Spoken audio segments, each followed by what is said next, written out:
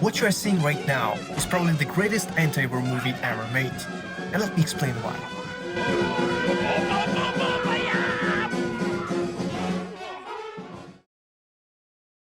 When you come to Hollywood and you say art movie, they apparently they start feeling like they have a stinking substance here. It's like the worst possible thing you mention, because they lost illusions. That's why I think they go directly into the suicide.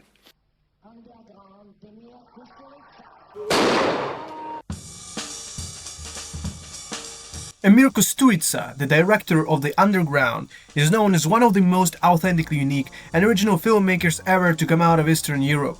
But what makes his style so distinct and sets him apart from the others is the way he approaches the hottest and traumatizing topics with a typical Balkan humor and a grain of self-irony, elevating the spirit of comedy even in the most heart-wrenching scenes.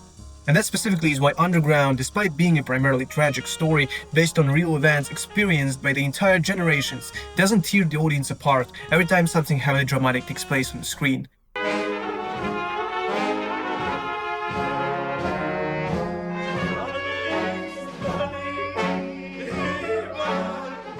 Instead, it gives us a sense of hope, relief, and sometimes even salvation. As a matter of fact, it is Kusturica's own vision of what happened to his country, a self-therapy of the trauma that lasted 3 years, and an attempt to grasp the scale of hopelessness and despair brought upon his people.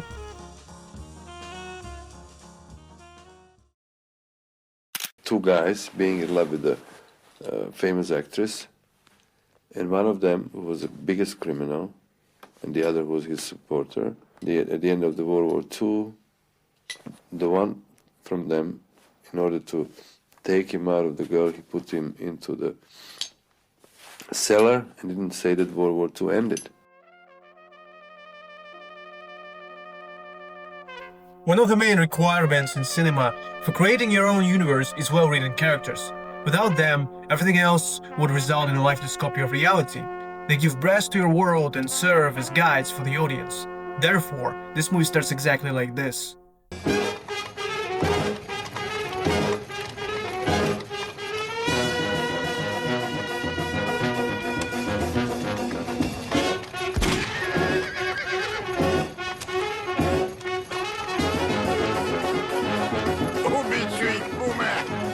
One can already tell by this wild intro that both protagonists' mannerism is quite exaggerated, as if they were some animation characters, which sets the clear difference between real life and a fictional one, and at the same time makes them interesting to watch.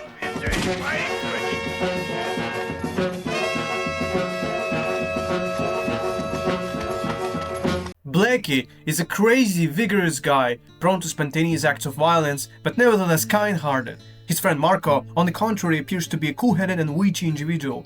He is fond of poetry, appreciates women's beauty, and prefers to rather outsmart his enemies, whereas Blackie relies mostly on his raw power when dealing with them. However greatly these characters differ in their traits, their bond is so strong that Marco even saves Blackie's life at the risk of his own during the first half of the movie.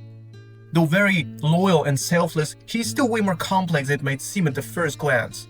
The first signs of Marco's double-aged nature can be easily found when he attempts to kidnap Blackie's bride, Natalia, and retains flirting approach and further interactions with her, despite his friends' evident disapproval of their communication.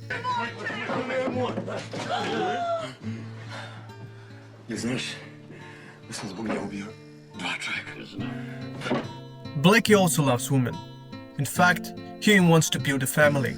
But being an outlaw and simultaneously an utterly loyal communist, he must keep a low profile, engage in various partisan operations, and plan in advance his future tactical moves, which prevents him from having any relationships outside of his endeavors, and in addition strongly contradicts with his frivolous nature. Mene si u zločinu ukao. Zato što me voliš. And after all, there is Natalia, a woman of extremely charming appearance who intentionally manages to make two absolute beasts of man to fall in love with her. Natalia doesn't really love either of the two, but deprived of having her own choice, she adapts to the situation and constantly switches sides in their relationships, picking the one who possesses more benefits. Eventually, Marco becomes the one, subduing the most power and wealth, so Natalia stays with him for the rest of the film. achieving the long-deserved glory and recognition as a leading actress thanks to her new husband's influence, Natalia doesn't still feel quite happy. The awareness of the cost at which she was able to fulfill her ambitions is catching up with her, leading later to feeling the despise and contempt toward the same man who built her success. Ti si Marko, pesnik! Pesme piši! Natalija, šta tu fali? Šta tu fali? Istina. Istina. Da, dragi. Zamisli istina. When you have such vivid protagonists, you can't help but make viewers like them, sympathize with them, and finally root for them, or even hate. Because at the end of the day, we still realize that similar people could exist nowadays, and the circumstances that they found themselves in were real.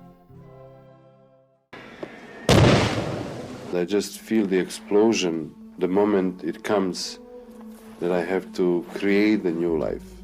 Another testament to Kusturica's masterful direction is the meticulous attention to details he used to recreate the historically accurate atmosphere of pre- and post-war Yugoslavia. As for instance, the radio broadcast we hear during the introduction of another major character, Ivan, was the piece taken from one of the real broadcasts recorded in the 1940s. Dolazak doktora Mačeka, potpredsjednika vlade u Beograd, kao i njegova ranija držanja bila su konstruktivna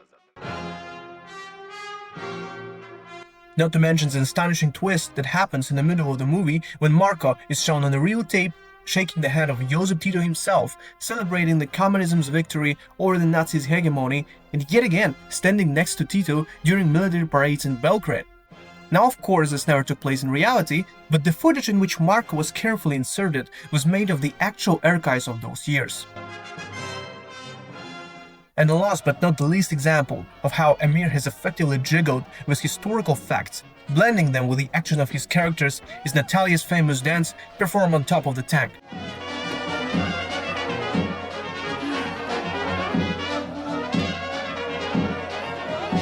The choreography of this dance imitated some of the movements from the 1940s partisan propaganda musicals, where female performers danced and sung patriotic psalms to soldiers.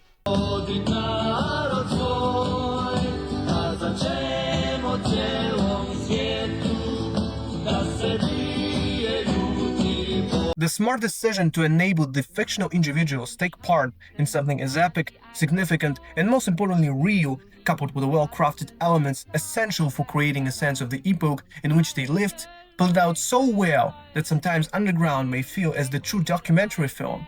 Perhaps the experience of working in this genre came in handy for Kusturica while making the main movie of his career.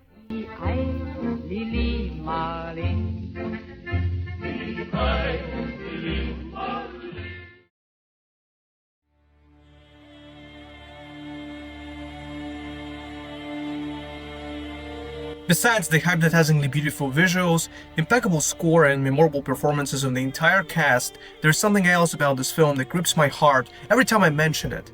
It's symbolism. While all the characters are hyperbolized to some extent, there's one common thing about them that serves as the key to understanding the point of the whole picture. They were all born, raised, and lived in Yugoslavia. Now, for those who are unfamiliar with the history of this country, I highly suggest looking up the information about it. I mean, for Christ's sake, one of the bloodiest wars in modern history took place there.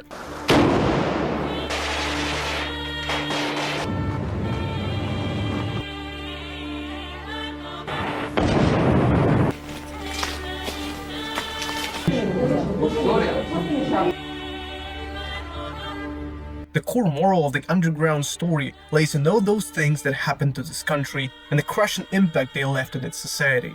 At first, torn apart by the Second World War, barely recovered just to get wiped off the face of the earth by the devastating civil war that emerged in the 90s, Yugoslavia never had a chance for peace and prosperity. Its people never had a chance to live a normal life, destined to suffer one war after another.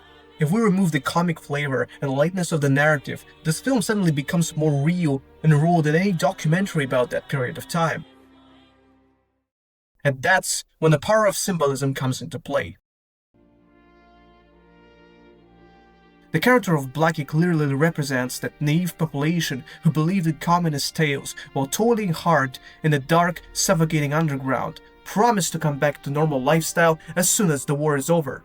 Marko embodies those who compromise themselves to theft and hypocrisy ruined everyone on their way to power, and led an opulent existence at the expense of their own people like Blackie, fitting them with false promises of the brighter future while they were the only ones living it. Natalia is a portrayal of the rest of Yugoslavians, lost, eternally humiliated by her inescapable position, stuck between two monstrous regimes, longing for true happiness. But however you want to decipher Kusturica's message, Blackie, Marko, Natalia, Ivan, and many other characters of this movie were above all people who had dreams, plans, and desires. And frankly speaking, neither of them got to live the life they wanted. All because of the vicious wars and endless bloody conflicts.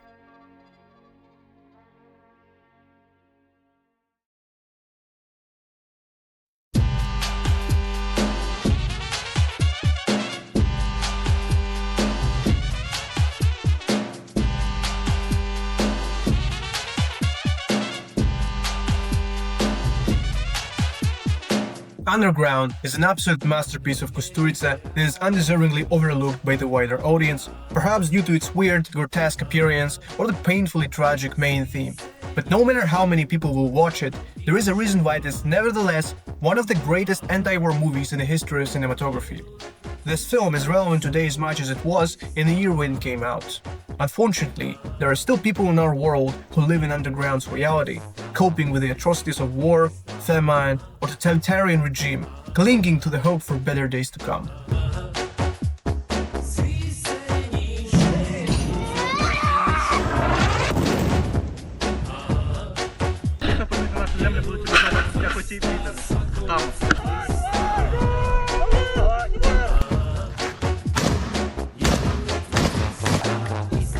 The story has no end.